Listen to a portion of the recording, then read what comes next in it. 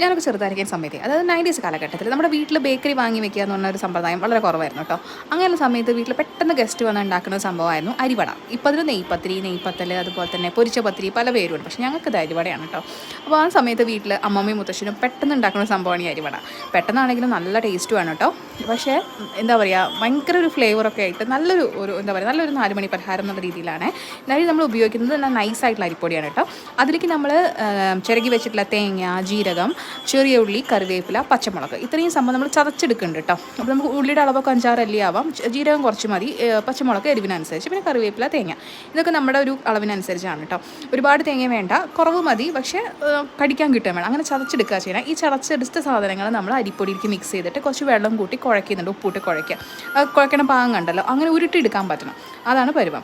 എന്നിട്ട് നമ്മൾ എന്ത് ചെയ്യുക, കയ്യിൽ വെള്ളം തൊട്ട് പരത്തിയെടുക്കുക. ഇനി കുറച്ച് ഭംഗി വേണമെന്നുണ്ടെങ്കിൽ നമ്മൾ പൂരി പ്രസ്സിലിട്ട് പരത്തിയെടുക്കുക, അല്ലെങ്കിൽ പ്രസ് ചെയ്തെടുക്കുക, അല്ലെങ്കിൽ നമുക്ക് പാത്രത്തിൻ്റെ അടപ്പ് വെച്ച് ഷേപ്പ് ചെയ്തെടുക്കുകയും ചെയ്യാം. പക്ഷെ നമ്മൾ കൈ കൊണ്ട് പരത്തിയെടുക്കുക ചെയ്യുന്നത്. കുറച്ച് കട്ടി ഉണ്ടാവും കേട്ടോ. എന്നിട്ട് നല്ല ചൂടുള്ള വെളിച്ചെണ്ണ ഉണ്ടാക്കാൻ നല്ല തിളച്ചിരിക്കുന്ന വെളിച്ചെണ്ണയിൽ നമ്മൾ വറുത്ത് കോരി എടുക്കുകയാണ് ചെയ്യുന്നത്. 2 സൈഡും ഗോൾഡൻ ബ്രൗൺ ആണ് വരെ നമ്മൾ തിരിച്ചു മറിച്ചു വിട്ടിട്ട് നമ്മൾ എടുക്കാവുന്നതാണ് കേട്ടോ. പുറത്ത് നല്ല ക്രിസ്പിയും ഉള്ളിൽ അത്യാവശ്യം നല്ല സോഫ്റ്റും ആയിരിക്കും. കഴിക്കാൻ നല്ലൊരു 4 മണി പലഹാരമാണ്. ഒന്ന് ട്രൈ ചെയ്ത് നോക്കും. നമ്മുടെ ചായയുടെ കൂടെയോ കട്ടൻ ചായയുടെ കൂടെയൊക്കെ ട്രൈ ചെയ്യാൻ നല്ലതാണ് കേട്ടോ. പ്രത്യേകിച്ച് മഴയും കൂടി ഉണ്ടെങ്കിൽ പറയും വേണ്ടല്ലോ. അപ്പോൾ ചെറിയ കുട്ടികളുടെ സമയത്ത് ഇതിൻ്റെ ഒരു മണവും ഇത് ഇടയ്ക്കിടയ്ക്ക് ഉണ്ടാക്കുന്ന സംഭവം എന്ന് പറയില്ല, അതായിരുന്നു കേട്ടോ ഇത്. ഇപ്പോഴും നമ്മൾ ട്രൈ ചെയ്യാറുണ്ട്. പക്ഷേ അന്നുണ്ടല്ലോ, എല്ലാവരും കൂടുമ്പോൾ കഴിക്കാനല്ലേ രസം, തല്ലൂടി തിന്നാൻ എന്താ പറയുക, ഭയങ്കര സ്വാദാന്ന് പറയില്ലേ, അതാണ് സംഭവം.